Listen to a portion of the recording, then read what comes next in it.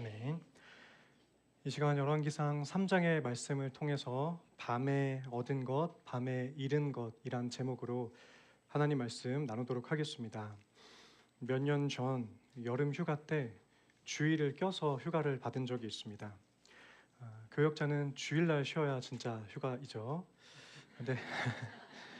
그런데 단순히 쉬라는 의미로 주일날 껴서 휴가를 받은 것은 아니고요. 목회자는 어느 교회에서 어떤 예배를 드리든지 간에 견학이 됩니다. 다른 교회에서 이것저것 한번 살펴보면서 예배를 배워보라는 의중을 담아서 주일날 휴가를 받은 적이 있습니다. 일정을 좀 촘촘하게 짜서 그날 5개의 교회에 예배를 드렸었는데요. 5개의 교회 중에 3개 교회가 그 교회의 담임 목사님도 휴가셨습니다. 교회도 가보고 싶고 또 멀리서나마 좀 알려진 담임 목사님도 한번 뵙고 싶고 그런 마음이 있었는데요. 예배는 하나님께 영광 돌리는 일이지만 주보를 보면서 담임 목사님 설교가 아니네 하면서 아쉬워했던 기억이 있습니다. 지금 이 시간 그때 일을 회개합니다. 그리고 혹시 오늘 처음 나오신 방문자가 계시다면요.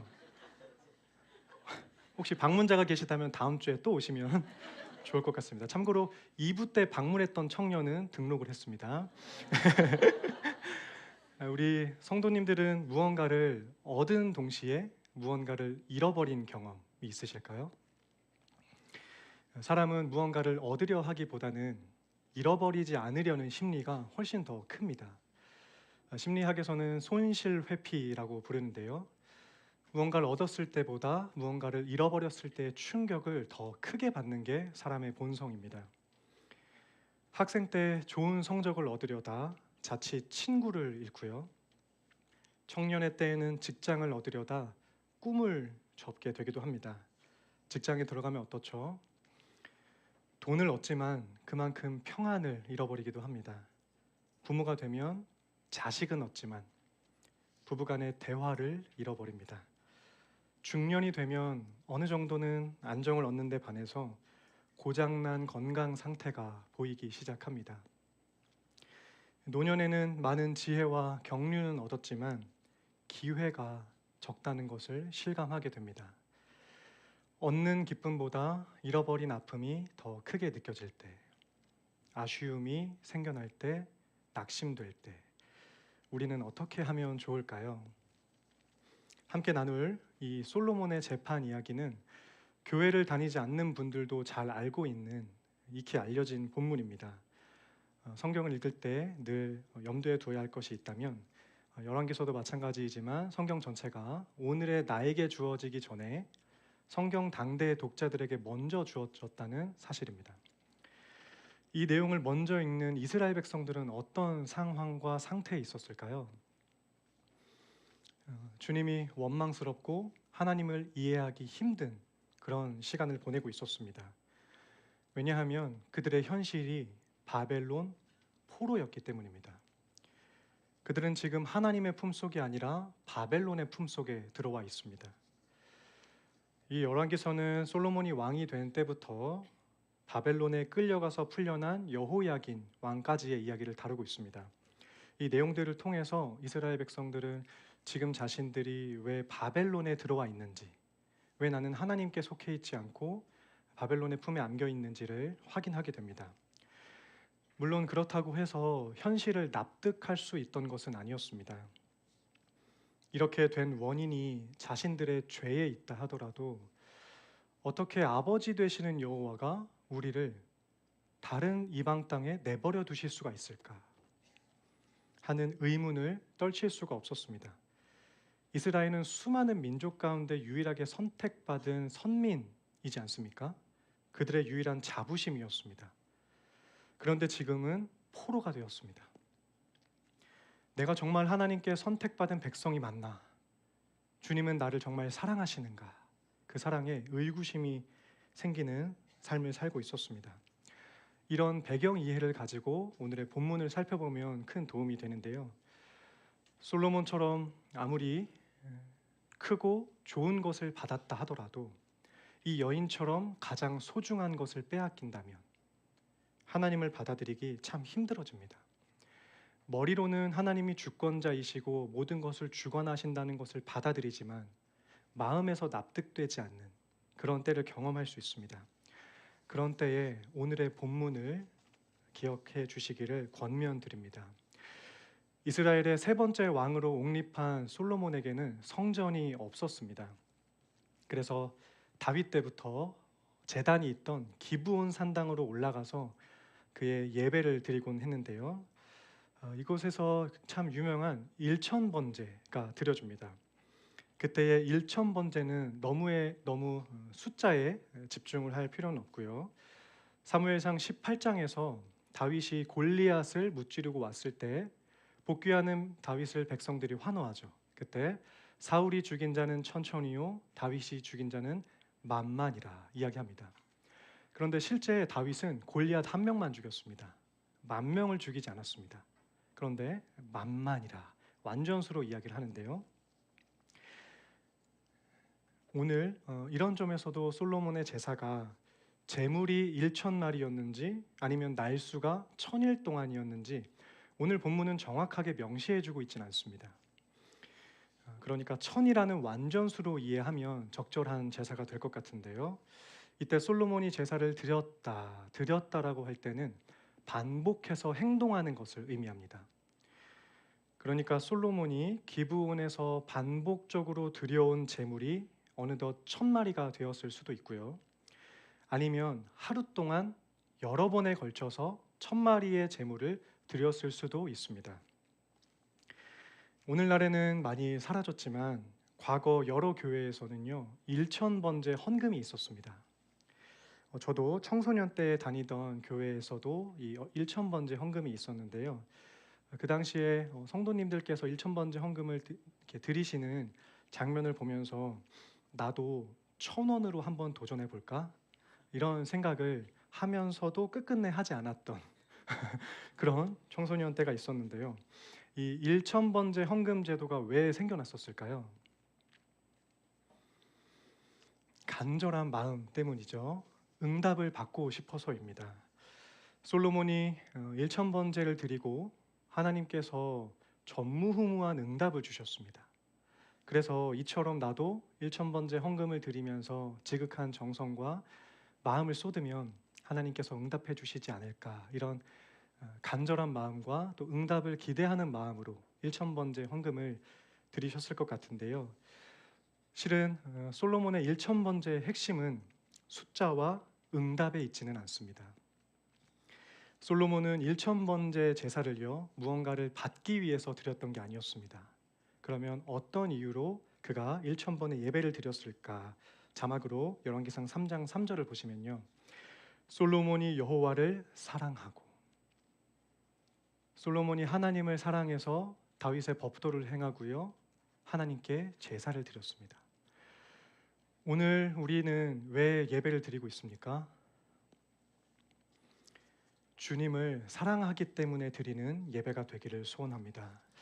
그저 하나님을 애정하기 때문에 내 인격을 다 헌신하고 바칠 수 있는 그런 예배가 우리가 드리는 예배가 되기를 소원합니다.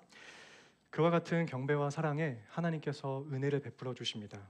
솔로몬이 어떤 은혜를 받았는지 3장 5절에 나오는데요. 밤중에 잠을 청하던 솔로몬에게 하나님이 나타나십니다. 그러고는 무엇을 줄까? 구하는 것 모두 줄게. 생각만 해도 설레는 장면이지 않습니까? 그렇게 솔로몬이 밤에 얻은 것이 무엇인지가 나오고 있습니다. 9절에 보니까요, 듣는 마음을 구합니다. 당대 왕은요 재판도 집행을 했습니다.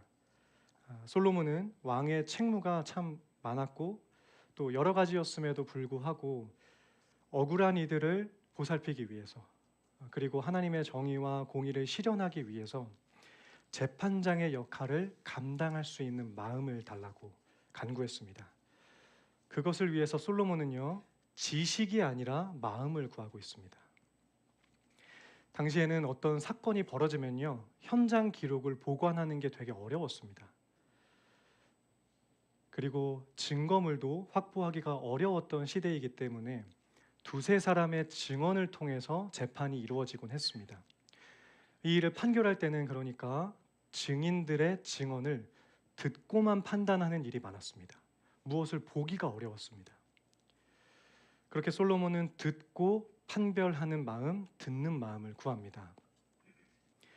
그렇게 자신을 위하기보다는 억울한 백성들을 위한 소원이 하나님의 마음에 닿았습니다. 주님은 솔로몬이 개인을 위해서 구할 것이 많을 텐데도 불구하고 남을 위해서 마음을 구했다고 칭찬하시면서 전무후무한 지혜로운 총명한 마음을 약속을 해주십니다. 여기서 눈여겨볼 부분이 12절인데요.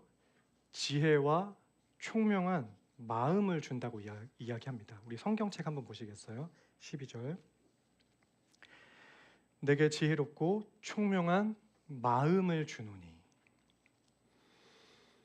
보통 솔로몬의 지혜라고 한다면 머리가 참 강조되곤 하지 않습니까?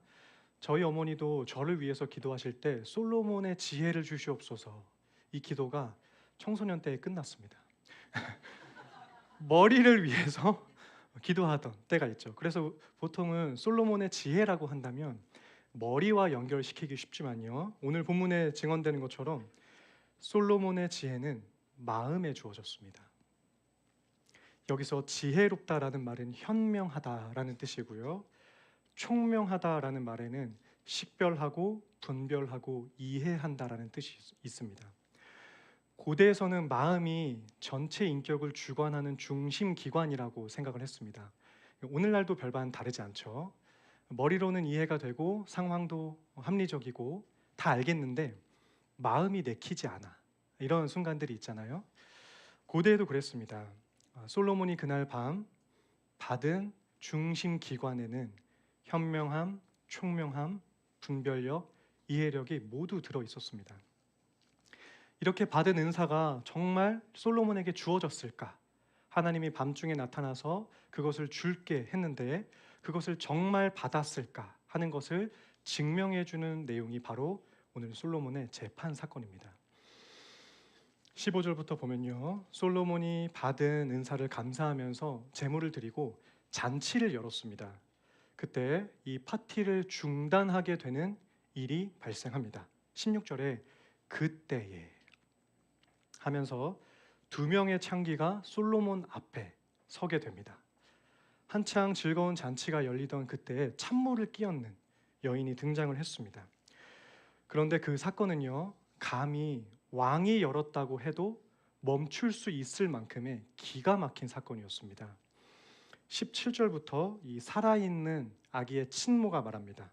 그래서 이 잔치 자리가 순식간에 재판정으로 급변합니다. 내가 저 여자와 한 집에 살고 있었는데 공교롭게도 3일 간격으로 아들을 낳았습니다. 그런데 우리는 같이 살고 있고 우리 둘 외에는 아무도 없었습니다. 재판정에서 아무도 없었다는 말은 증인이 없다는 뜻입니다. 그러던 날 밤에 저 여자가 자기 아들 위에 누워서 자기 아들을 해쳤습니다. 그런데 내가 잠든 사이에 곁에 있던 내 아들과 바꿔가 버렸습니다 하면서 억울한 사정을 토로했습니다. 20절에 보면요, 살아있는 아들은요, 이 엄마의 곁에 누워 있었습니다. 엄마가 아들을 품속에 안고 자지 않고요, 곁에 두었습니다. 또 이 엄마는 출산한 지 얼마 되지 않았기 때문에 아마 깊이 잠들었을 것입니다. 그런 밤중에 아이를 바꿔가는 일을 알아채는 일은 어려웠습니다. 솔로몬이 지혜를 받던 그 밤에 이 여인은 아들을 잃어버리고 있었습니다. 그러고서는 아침에 젖을 먹이려고 하는데 아기가 죽어 있습니다. 얼마나 놀랐겠어요? 날이 더 밝아서 그 아이의 얼굴을 보니까 이번에는 자기 아들이 아니에요. 이 여인은 별안간 이 새벽에 소름 끼치는 일을 2번이나 경험하게 됩니다. 이에 맞선 다른 죽은 아이의 가짜 엄마, 이 엄마는 별다른 말을 하지 못하고요, 살아있는 게 내 아들이고 죽은 게 저 여자의 아들이다, 이 한마디밖에 못할 뿐이었습니다. 총명한 지혜를 받은 솔로몬이었다면 억울하게 호소하는 친엄마와 한마디밖에 변론하지 못하는 이 가짜 엄마를 보고 단번에 구분을 했을 겁니다. 아마 이 두 여인의 표정만 보고도 구분이 끝났을 겁니다. 그러나 재판이 열려 있고요.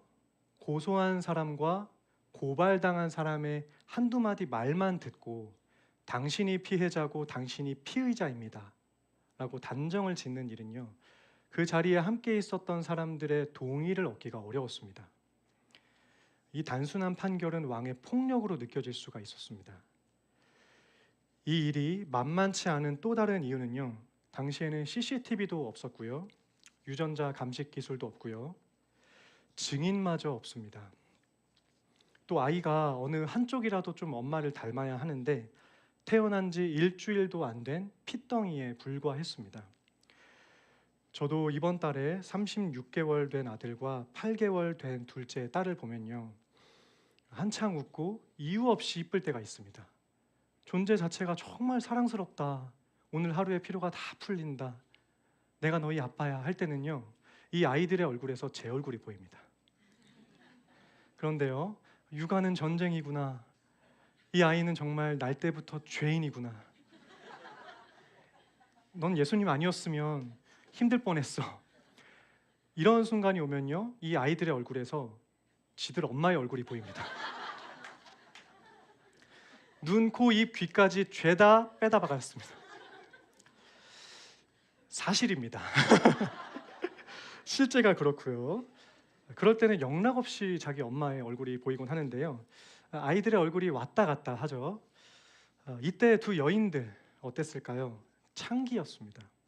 아버지의 생김새를 알 수가 없습니다. 그러니까 단순히 누구를 더 닮았다고 해서 너가 진짜 엄마야 라고 판결을 내려줄 수 없는 노릇이었습니다. 이때 우리 성도님들께서 만약 솔로몬의 입장이라면, 솔로몬이라면요, 어떻게 하실 것 같으세요? 솔로몬의 지혜만 받고 싶어 하지 말고요.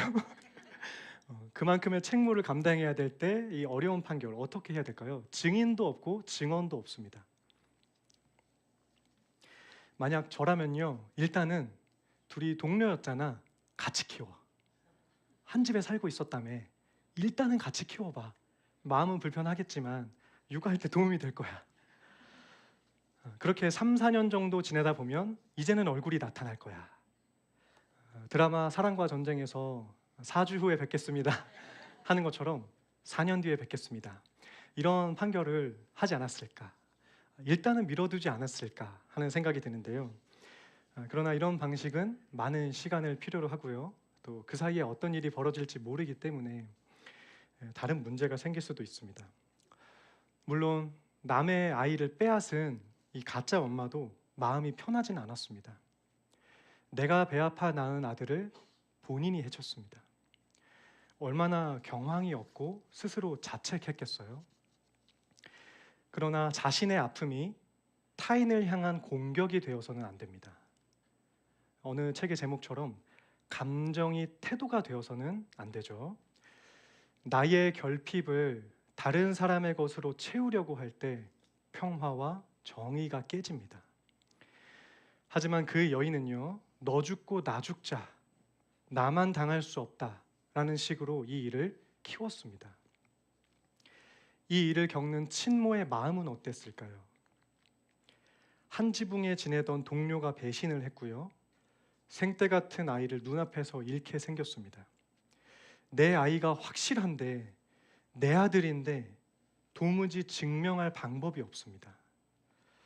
속이 뒤집어지지 않았겠습니까? 그저 왕의 지혜, 왕의 현명한 판단력을 기대할 수밖에 없었습니다. 그런데 뜻밖의 결정이 났습니다.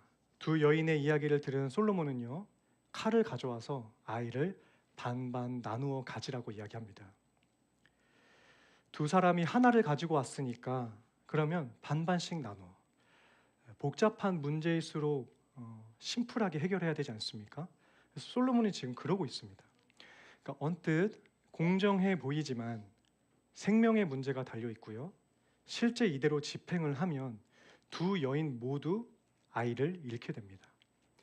그리고 아이는 무슨 죄가 있다고 생명을 빼앗기게 됩니다. 지혜롭기는커녕 잔인하고요, 어리석은 판결입니다. 불과 어젯밤 하나님께 지혜를 받은 사람이 이런 판결을 내릴 수가 있을까요? 흠이 많고요, 상처만 양산하는 끔찍한 판정이 아닐 수가 없어요.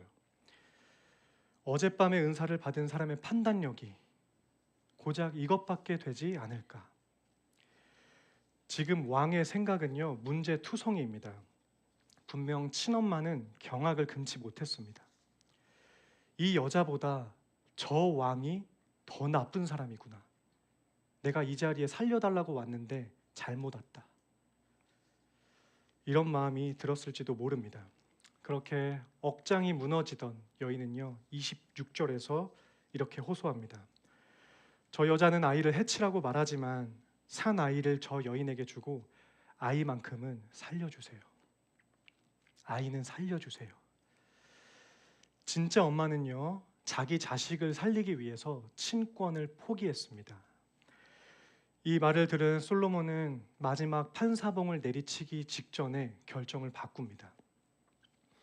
산 아이를 저 여인에게 주라. 저 여인이 진짜 어미다.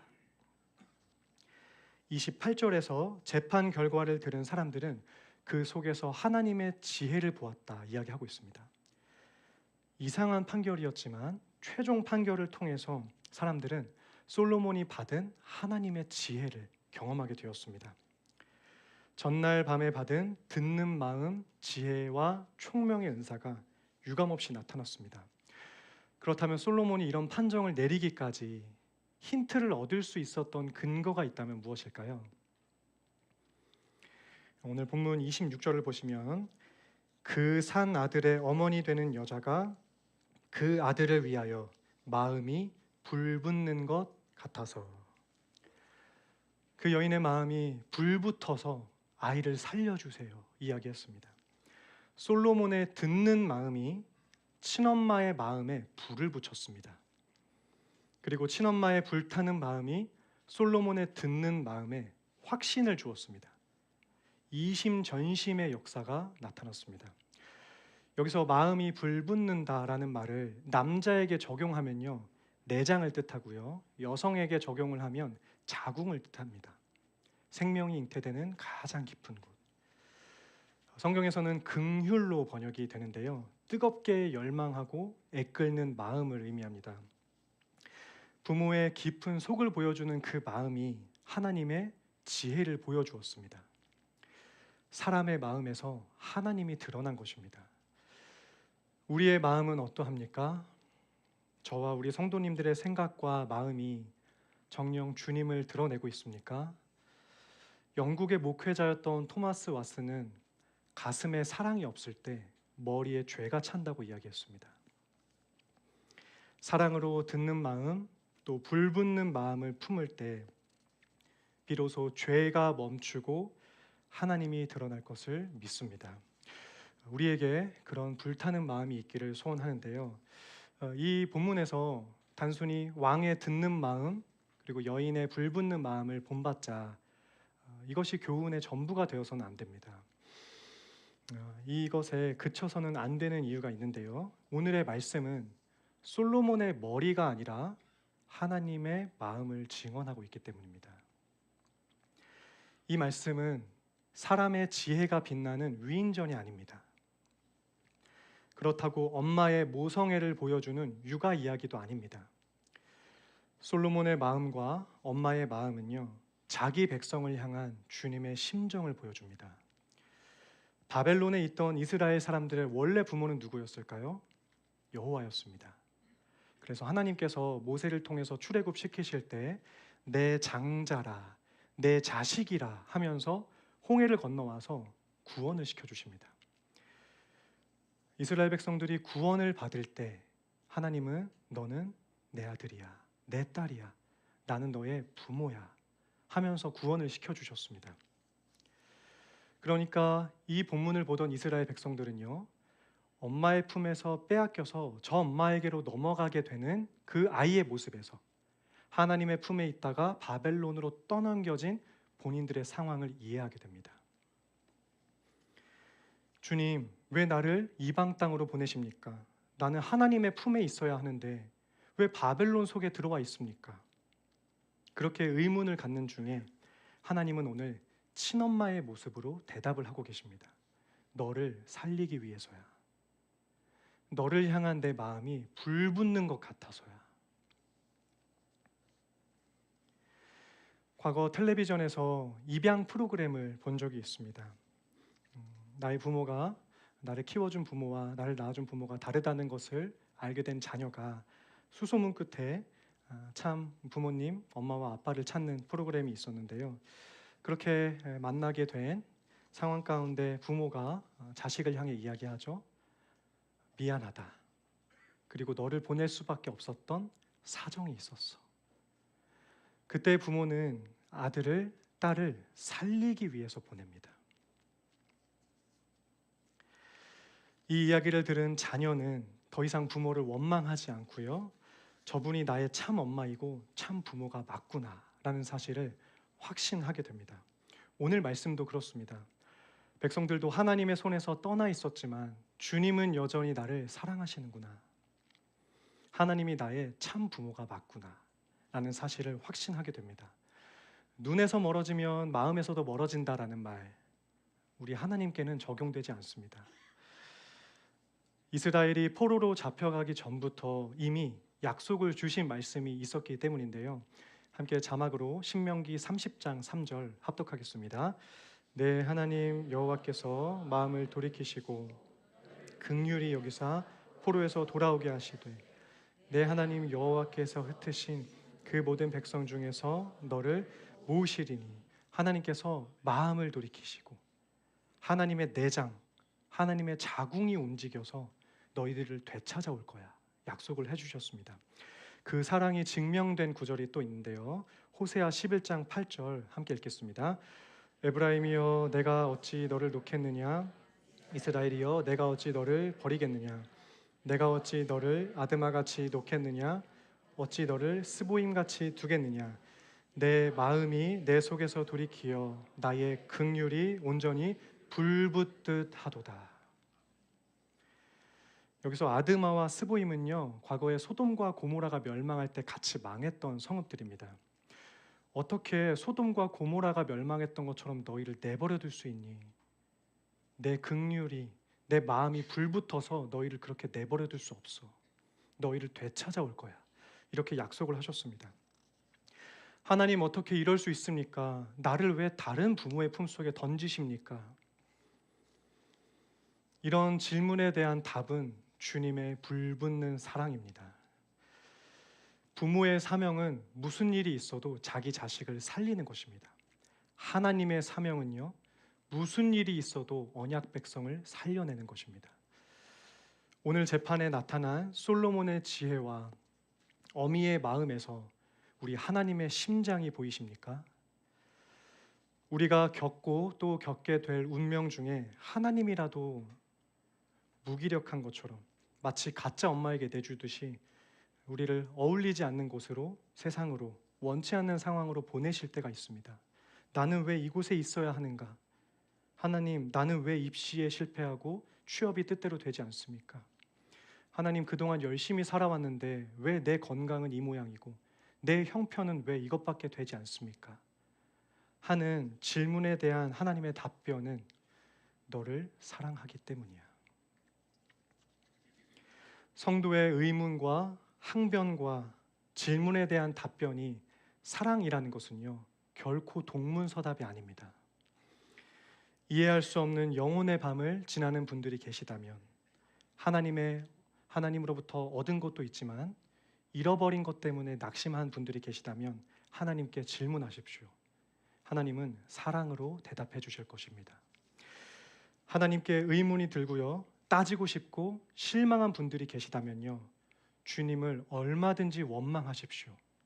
주님은 전에 없던 사랑을 깨닫게 하실 것입니다. 우리는 그것을 어떻게 확신할 수 있을까요? 포기해서 살려내는 엄마의 방법, 주님의 가슴을 깨닫게 한 그날의 재판처럼 포기해서 살려낸 또 하나의 재판 사건이 있습니다. 죄인을 향한 뜨거운 애정과 공의의 판결로 복음을 드러내셨던 예수 그리스도의 십자가 재판입니다.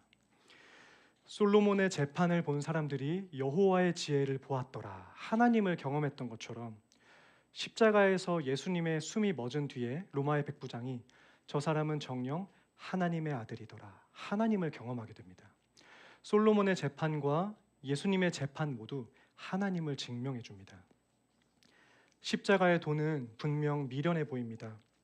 유일한 가장 아끼는 가장 소중한 것을 내주고 다른 이들을 살린다는 것, 받아들이기 힘듭니다.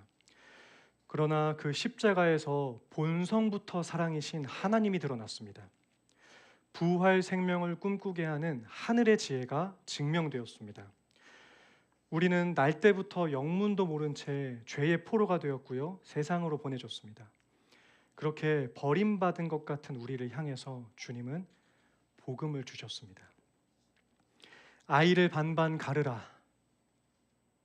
솔로몬의 이 판결이 결코 실수가 아니었던 것처럼 내 아들을 저 사람에게 주세요 라는 엄마의 결정이 실수가 아니었던 것처럼 자기 아들을 내어주는 십자가가 하나님의 실패가 아니었던 것처럼 오늘 저와 우리 성도님들을 향한 열심과 방법에는 실수가 없는 줄로 믿습니다. 이해할 수 없지만 신뢰하는 것, 헤아리기 어렵지만 확신하는 것이 성도의 믿음입니다. 자기 자식을 살리려는 엄마의 속 깊은 마음, 자기 백성을 되찾으려는 주님의 불붙는 마음을 믿으시기를 바랍니다. 밤중에 얻은 지혜가 밤중에 잃은 아들을 되찾아 주었습니다. 자기 자식을 위한 엄마의 사랑에서 자기 백성을 향한 하나님의 마음을 보고 나를 향한 예수님의 십자가 사랑을 깨닫습니다. 주님은요, 지금도 저와 우리 성도님들을 뜨겁게 애정하시는 줄로 믿습니다. 저와 우리 성도님들 모두 그 은혜를 확신하고 힘입어 살아가는 믿음의 백성들 다 되시기를 주님의 이름으로 축원드립니다.